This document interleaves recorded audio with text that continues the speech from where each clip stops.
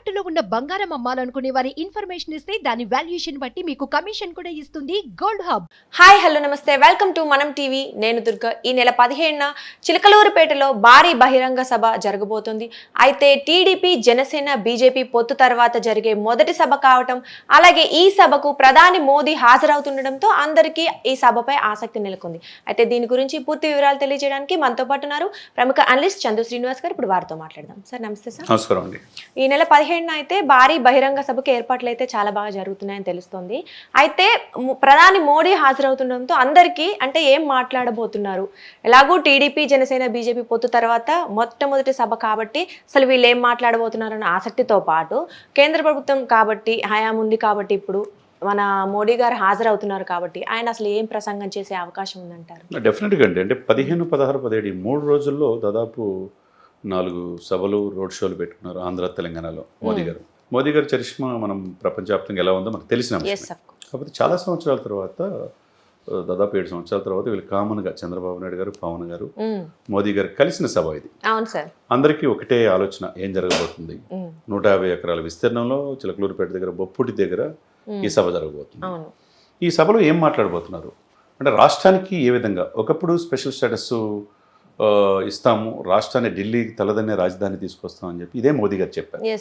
అమరావతి నిర్మాణానికి వచ్చి ఆ రోజు మాట ఇచ్చిన మాట వాస్తవమే. మరి ఎందుకు స్పెషల్ స్టేటస్ ఇవ్వలేకపోయారు? ఇప్పుడు అధికారంలో ఉన్న జగన్మోహన్ రెడ్డి గారు అడగపోబట్టి ఇవ్వలేదా అనేది ఒక ప్రశ్న.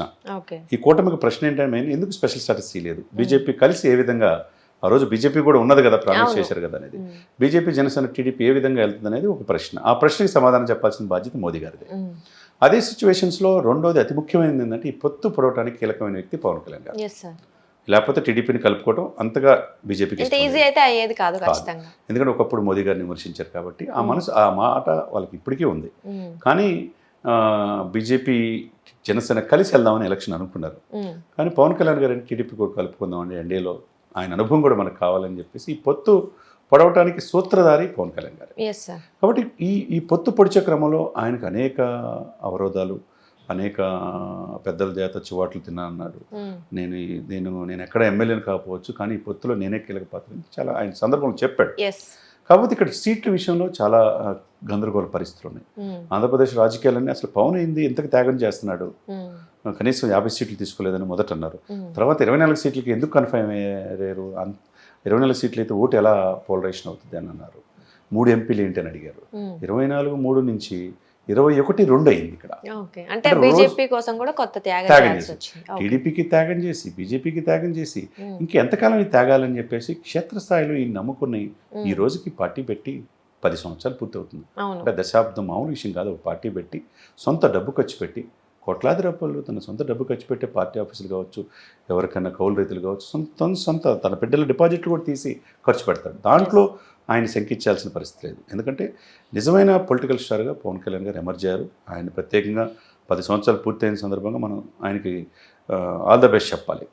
అదే సమయంలో ఈయన నమ్ముకున్న కేడర్కి ఏ విధంగా ముందుకెళ్తుంది. రేపు ఒకవైపు కాకినాడ ఎంపీ అంటున్నారు, భీమవరం అన్నారు, ఇప్పుడు భీమవరం ఈయన కాదని తెలిసిపోయింది, పిఠాపురం అంటున్నారు, లేకపోతే తిరుపతి అంటున్నారు. ఏది కూడా ఎక్కడ పోటీ చేస్తున్నారో తెలియని పరిస్థితి రాలేదు.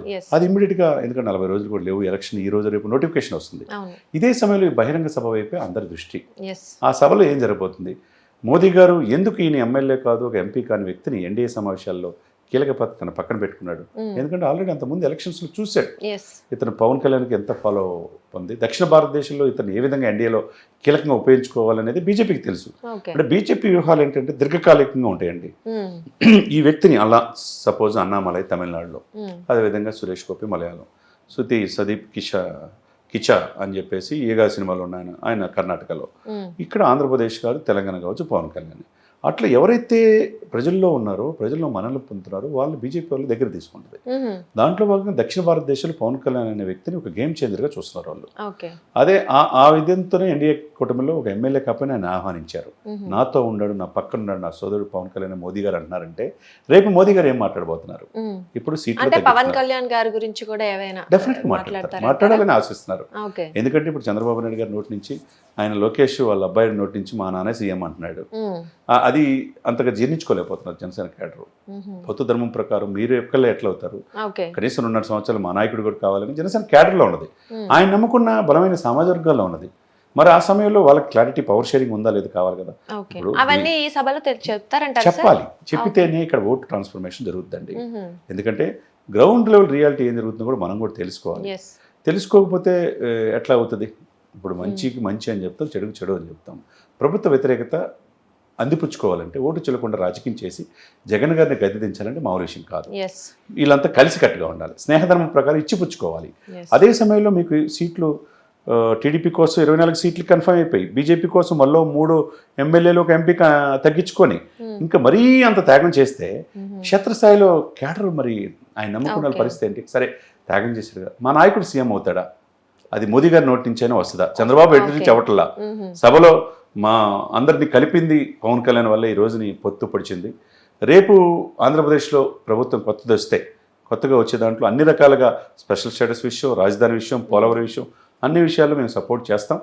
డెఫినెట్గా ఈ కూటమికి చేస్తామని చెప్పాలా. ఒకవైపు జగన్ని విమర్శించాలి, అదే సమయంలో చంద్రబాబు కూడా సలహా చెప్పాలి. మేము చంద్రబాబుతో పాటు ఈ 5 సంవత్సరాల కాలంలో పవన్ కూడా ముఖ్యమంత్రిగా ఉంటాడనే మాట ఆయన నోటి నుంచే రావాలి. అప్పుడు వస్తే ఈ పొత్తులకి ఒక అర్థం ఉంటుంది. Yes sir. అంటే మనం చూస్తే ప్రజలు జనరల్ గా మీరు అన్నట్లుగా ప్రత్యేక ప్యాకేజీ గురించి కానీ హామీలు ఇచ్చారు, ఏమి నెరవేర్చలేదని బీజేపీ మీద కాస్త కొంచెం అంటే నిరసనగా ఉన్నట్టుగానే మనకు తెలుస్తోంది కదా. సో అంటే ప్రత్యేక హామీ ప్యాకేజ్ గురించి కానీ లేదని ఆంధ్రప్రదేశ్ కోసం ఏమైనా కొత్త హామీలు ఇచ్చే అవకాశం ఉందండి? డెఫినెట్ గా ఉండాలి. ఎందుకంటే ఉండాలి కాదు, అసలు ఏమైనా ఇచ్చే ఆలోచనలు ఉన్నారంటారా? ఇస్తారు, బీజేపీ ఇస్తారు. ఎందుకు ఇస్తారంటే నమ్మకం కోసం. ఇప్పుడు అడగందే అమ్మాయిని పెట్టదండి, మీకైనా నాకైనా, అది సామెత. కానీ నిజంగా వాస్తవ రూపంగా చూసుకుంటే బీజేపీ ఏ ప్రభుత్వం సెంటర్లో వచ్చినా మెడల్ వంచి స్పెషల్ స్టేటస్ తీసుకొస్తాను, నాకు 20 మంది ఎంపీలు అన్నాడు. 22 మంది ఎంపీలు ఇచ్చారు 25కి. మరి 22 మంది ఎంపీలు ఇస్తే ఈ 5 సంవత్సరాలు ఎందుకు తీసుకురాలేకపోయాడు జగన్మోహన్ రెడ్డి గారు? ఎందుకు అడగలేదు? ఎప్పుడు కావాలంటే అప్పుడు అపాయింట్మెంట్ అమిత్ షా గారు, మోదీ గారు ఇచ్చారు కదా, ఎందుకు అడగలేకపోయారు? తప్పెవరిది? అంటే అడగలేదు అని మనం అనుకుంటున్నాము, వాళ్ళేమో మేము అడిగాము వాళ్ళు ఇవ్వట్లేదు. అడిగితే బయటకు కనపడాలి కదా, అడిగారు మేము ఇవ్వట్లేదు వీళ్ళనే చెప్పాలి కదా. కానీ ఎప్పుడు కావాలంటే అప్పుడు పార్లమెంట్లో, రాజ్యసభలో మద్దతు ఇచ్చినప్పుడు ఎందుకు అడగలేదు? సరే, అడగకపోవటం జగన్మోహన్ రెడ్డి గారు తప్పే. అంతమంది స్పెషల్ స్టేటస్ కుదురు ప్యాకేజీ ఒప్పుకోవటం చంద్రబాబు తప్పే. ఈ అన్నిటికీ ఒక పరిష్కార మార్గం ఎవరి చేతిలో ఉంది? మళ్ళా 3వసారి ఈ దేశానికి ప్రధానమంత్రిగా అయ్యే అవకాశం ఉన్న మోదీ గారి చేతిలోనే ఉంది. మోదీ గారు ఇంటికి క్లారిటీ ఇవ్వాలి. ఈ పొత్తు ఆవశ్యకత ఏంది? గతంలో మేము హామీ ఇచ్చాం, ఇప్పుడు ఎందుకు చేయలేకపోయాం? ఈ పరిస్థితుల్లో నెక్స్ట్ డెఫినెట్గా చేస్తాం, మమ్మల్ని నమ్మండి, మేమే అధికారంలో వస్తాం. పవన్ కళ్యాణ్ గారు నా సోదరుడు అంటున్నారు కదా, పవన్ కళ్యాణ్ గారు చంద్రబాబు గారు ఇద్దరు ఉన్నారు కాబట్టి ఈ ఇద్దరు నాయకత్వాలు వీళ్ళు గెలిపించండి. ఈ కూటమి, మా ముగ్గురు ఉన్న ఈ కూటమిని గెలిపిస్తే డెఫినెట్గా మేము అధికారంలో వచ్చిన తర్వాత ఈ రాష్ట్రానికి కావాల్సిన రాజధాని, పోలవరం, విశాఖ స్టీల్ కూడా ప్రైవేట్ పరం చేయం, అన్నీ మేము చేస్తాం అనే నమ్మకాన్ని కలిగించాలి. ఖచ్చితంగా ఈ సభ ద్వారానే కలిగిస్తే ఇంకా ముందు ముందు వెళ్ళేటప్పుడు బాగుంటుంది. డెఫినెట్గా ఉంటుందండి. ఓకే. అంటే సార్, అంటే మనం వీళ్ళు చర్చించుకున్నట్లుగా ఏమైనా వార్తలు వస్తున్నాయా? అంటే టీడీపీ, జనసేన తప్పకుండా చర్చించుకోకుండా ఏముండదండి. ప్రతి సీటు టార్గెట్ సౌత్ మీద పెట్టారు వాళ్ళు, 80 సీట్ల కోసం. అది కర్ణాటక కావచ్చు, ఇటు తమిళనాడులో కావచ్చు, అటు కేరళలో కావచ్చు, అక్కడ కొన్ని సీట్లు కావచ్చు. ముఖ్యంగా ఆంధ్రప్రదేశ్లో ఉన్న 25 ఎంపీ సీట్లు వాళ్ళ కీలకం, పక్కనున్న కర్ణాటక కీలకం, అదేవిధంగా తెలంగాణలో ఉన్న 17 ఎంపీ సీట్లు కీలకం. కాబట్టి ఎన్ని సీట్లు కూడా ఏ ఒక్కటి వాళ్ళు వదులుకోరు. చాలా అంతా 6 సీట్లు అందుకనే సాధించుకున్నారు. 2 సీట్లు వీళ్ళకైనా, రేపు వైసీపీ నుంచి వచ్చినా టీడీపీ నుంచి అన్ని 25 సీట్లు వాళ్ళకే, అందులో నో డౌట్ ఎట్టాలి. కాబట్టి ప్రతిది కూడా వాళ్ళదే దీర్ఘకాలిక ప్రయోజనాలు ఉంటాయండి. బీజేపీ ఈ రోజు 20 రాష్ట్రాల్లో అధికారులు ఉన్నారంటే మామూలు విషయం కాదు. కాబట్టి దాని వెనక యంత్రాంగం ఉంటుంది, వాళ్ళ యొక్క విజన్ ఉంటుంది, పక్క ప్లాన్ ఉంటుంది. కాబట్టి రేపు మోదీ గారు ఏం చెప్తారనేది 1000 కళ్ళతో ఎదురు చూస్తున్నట్టుగా ఆంధ్రప్రదేశ్ ప్రజానికం మొత్తం ఎదురు చూస్తుంది. చూద్దాం ఏం జరుగుతుంది అనేది. మొత్తానికి ఆ సభ జరిగిన తర్వాత కానీ మనకు తెలీదు. వెయిట్ చేద్దాం sir. Thank you so much.